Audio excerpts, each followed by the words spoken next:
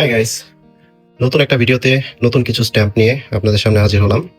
আজকের আনবক্সিং এর আমি দুইটা খাম ওপেন করব আর দেখবো কি কি স্ট্যাম্প আমার হাতে আসলো। তো প্রথম যে খামটা আছে এটা ক্রিসমাস টাইমের একটা ইউএস এর স্ট্যাম্প, সেটা তিনটা স্ট্যাম্প আর একটা আরো কিছু স্ট্যাম্প আছে। তো এই স্ট্যাম্পগুলো আমি আমার কালেকশন রাখবো, তো আমি এই জন্য উল্টা সাইড থেকে এই খামটাকে ওপেন করতেছি।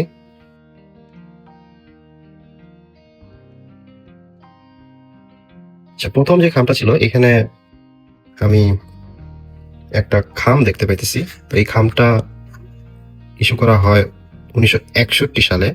আপনারা হয়তোবা অনেকেই এই 10 পয়সা, 5 পয়সা, 1 পয়সা এই শেপগুলোর সাথে পরিচিত। অনেকেই দেখে থাকবেন যে বাংলাদেশে আগে যখন 5 পয়সা ছিল, 5 পয়সার শেপটা কিন্তু ছিল এরকম চারকোনা, 10 পয়সা এরকম ঢেউ আকৃতির গোলাকৃতি, আর 1 পয়সা গোলাকৃতি। তো পাকিস্তানে তখন তো বাংলাদেশ পাকিস্তানের পার্ট ছিল, ইস্ট পাকিস্তান নামে পরিচিত ছিল 1961 সালে। ওই সময় এই প্রথম এই ধরনের পয়সা বের হয় আর কি। এই পয়সাগুলোতে কিন্তু আপনি খেয়াল করবেন যে বাংলা অক্ষরেও লেখা আছে 5 পয়সা, কারণ ভাষা আন্দোলনের সময় একটা বড় মুভমেন্ট ছিল বাংলাকে অন্যতম রাষ্ট্রভাষা দাবি করার, এবং ভাষা আন্দোলনের শহীদদের রক্তের বিনিময়ে আমরা সেটা অ্যাচিভ করি। এবং এর পরবর্তীতে কিন্তু পাকিস্তানের সকল ধরনের সরকারি কাজে ইউজ করা ডকুমেন্টসে বাংলাতেও সবকিছু লেখা থাকতো পাকিস্তান শব্দটা। তো এই স্ট্যাম্পগুলো পাকিস্তানের ম্যাপ, তখনকার পাকিস্তান, ওয়েস্ট পাকিস্তান, আর এই কাশ্মীরের অংশটা তখনও আর কি বিতর্কিত ছিল, যে কারণে এটা ইন্ডিয়ার পার্টও দেখানো হয় নাই, পাকিস্তানেরও পার্ট দেখানো হয় নাই, আর সাদা রঙের আর কি আলাদা করে দেখানো, আর ওয়েস্ট পাকিস্তান আর এইদিকে ইস্ট পাকিস্তান। তো এখানে যে কালার দেখতে পাচ্ছেন, দুইটা কালারের দাম কিন্তু দুই রকম। লাল কালারটা হচ্ছে 13 পয়সা আর বেগুনি কালারটা 3 পয়সা। আর আরো দুইটা স্ট্যাম্প দেখা যেতেছে, দাড়িপাল্লার ছবিওয়ালা পাকিস্তানের স্ট্যাম্প।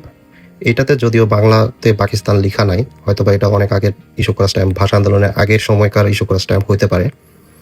আর ফোর্থ যে স্ট্যাম্পটা সেটাতেও কিন্তু বাংলাতে পাকিস্তান লেখা আছে। তো এই খামটা হচ্ছে যেহেতু প্রথম এই পয়সাগুলো ইস্যু করার সময়কার খাম, বেসিক্যালি এই খামটা ওই সময়কার ইস্যু করা, যে কারণে এখানে লেখা আছে two commemorate the introduction of decimal coinage 1st January 1961, first day of issue. তো ফার্স্ট ডে অফ ইস্যুতে এটা কি একটা মানে স্মারক খাম ওই সময়কার পাবলিশ করা। তো এটা ছিল আমার প্রথম খাম থেকে পাওয়া স্ট্যাম্প, বলবো না আমি, যেহেতু এটা খাম তো এটা খামই বলি, প্রথম স্মারক খাম। আর পরের যে খামটা আছে সেই খাম থেকে এখানেও কিছু স্ট্যাম্প আছে, এটা কানাডা থেকে আসছে। তো এখানে ওপেন করে দেখি কি আছে।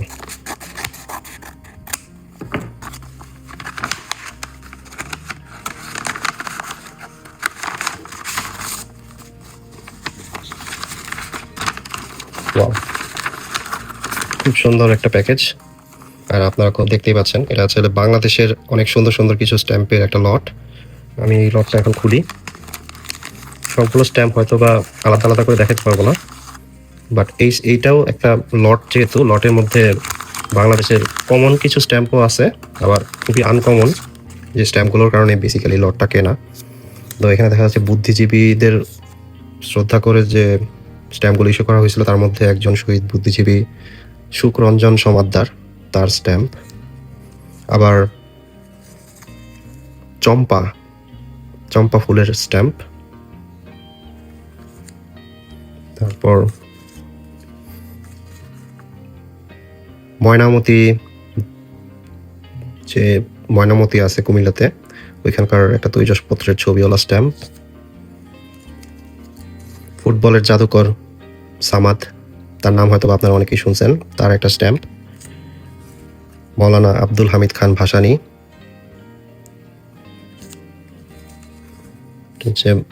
শালবন বিহার ময়নামতি কুমিল্লাতে, তার একটা ছবি সম্বলিত স্ট্যাম্প। হচ্ছেন স্যার রোল্যান্ড হিল, ডাক টিকেটের প্রবর্তক, তার 100তম মৃত্যুবার্ষিকী উপলক্ষে ইস্যু করা স্ট্যাম্প। আর এছাড়াও ময়নামতির আরেকটা স্ট্যাম্প আছে, এখানে ময়নামতির পোড়া ফলকে যে কীর্তি মুখ সেটা দেখা যাচ্ছে। তারপর এই স্ট্যাম্পটাতে দেখা যাচ্ছে বাংলাদেশের যে কৃষি কাজ সেটাকে ধান কাটার ছবি সেটা পোর্ট্রে করে একটা করা স্ট্যাম্প। ময়নামতির আরেকটা স্ট্যাম্প আছে, এখানে ব্রোঞ্জ নির্মিত নিবেদন স্তূপ, তারপর খাল খননের ছবিওয়ালা স্ট্যাম্প। এটা খুবই ইউনিক এবং ওই সময়কার খুবই জনপ্রিয় একটা স্ট্যাম্প খাল খননের। এটা আমার কালেকশনে ছিল না, খুবই ভালো লাগলো এই স্ট্যাম্পটা এই লটে থাকার কারণে।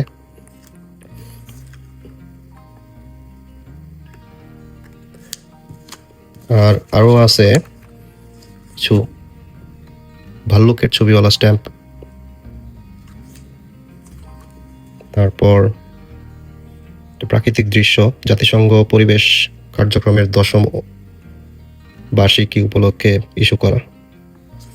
আর কিছু স্ট্যাম্প আছে যেগুলো খুবই কমন, বাংলাদেশের স্ট্যাম্প বলতে যারা কমনলি দেখেন এই স্ট্যাম্পগুলো, খেজুর গাছের ছবিওয়ালা, supreme court, Kamalapur railway station, বাংলাদেশের সরকারি কাজগুলোতে খুবই কমনলি ইউজড হয় স্ট্যাম্পগুলো, এই যে কারণে সরকারি চিঠিতে আপনারা অবশ্যই দেখছেন এর আগে। এছাড়া বাংলাদেশের একজন বড় নেতা শেরে বাংলা একে ফজলুল হকের ছবি সম্বলিত একটা স্ট্যাম্প। তো এই পুরো স্ট্যাম্পটাই লটটাই হচ্ছে বাংলাদেশের কমন এবং আনকমন যত স্ট্যাম্প আছে ওগুলোর একটা কালেকশন। তো এই স্ট্যাম্পগুলো হাতে পেয়ে আমার খুব ভালো লাগছে, আশা করি আপনাদের ওই ভিডিওটা দেখে ভালো লাগলো। যদি ভালো লাগে অবশ্যই কমেন্টে জানাবেন কোন স্ট্যাম্পটা ভালো লাগছে আর কোন স্ট্যাম্পটা আপনার কালেকশনে আছে সেগুলো জানাতে পারেন। আর ফিউচারে আমাদের স্ট্যাম্প আনবক্সিংয়ের ভিডিও দেখার জন্য চ্যানেলটাকে সাবস্ক্রাইব করে রাখুন আর কমেন্ট করে জানান ভিডিওতে আপনারা আর কী কী স্ট্যাম্প দেখতে চান। তো পরের ভিডিও দেখার অনুরোধ রইল, ভালো থাকবেন।